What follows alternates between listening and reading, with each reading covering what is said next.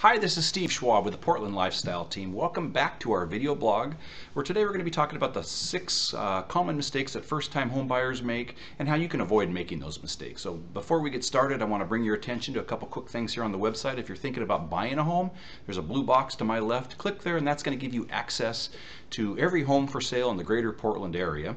If you're thinking about selling, click on that orange box and that's going to connect us together and we'll be able to come up with a price, a value of your current home that you should be able to realize in today's active market. So there you go. Again, 6 common mistakes that first-time home buyers make and how you can avoid them. Mistake number 1 is borrowing at the maximum amount that you've been qualified for, and then not setting a realistic budget to handle all of your expenses. So you want to make sure that in addition to your mortgage payment, that you can afford your property taxes, your insurance, your HOA fees, home maintenance, and very importantly, the slush fund that is there in case something catastrophic happens. If that hot water heater breaks, that you're able to deal with it in the moment rather than scratch your head and figure out how you're going to come up with the money. So that's a fund that you can actually build over time, even after you close, but you just have to have that discipline to actually build it. Mistake number 2 is not planning ahead.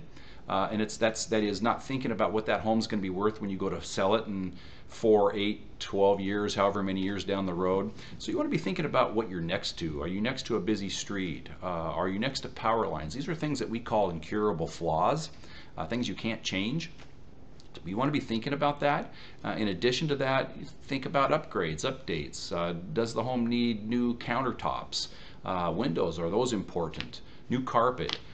Things that you should be doing as soon as you can afford to do them, that you're going to get the benefit of living with them, and then they're going to maximize your ability to sell it down the road. So very important thing to think about. Item number 3 is getting pre-approved for a loan, and that is so important. You want to be doing that before you even go looking at houses for a couple of reasons. One, you want to make sure that the price point that you're looking at is a price point that you're going to be able to close in. That's very important. And then when you find that home that is the perfect home and you're excited, we need to be able to present an approval letter with your offer, assuring the the seller, that you can actually close. That's going to be huge leverage, especially in today's real estate market. Number 4 is indecision.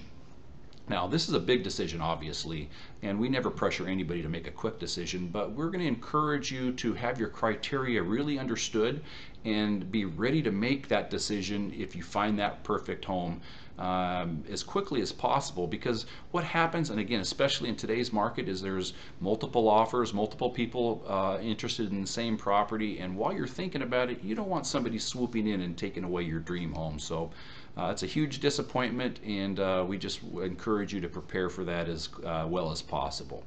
Number 5, it's only checking online sources for mortgages and programs.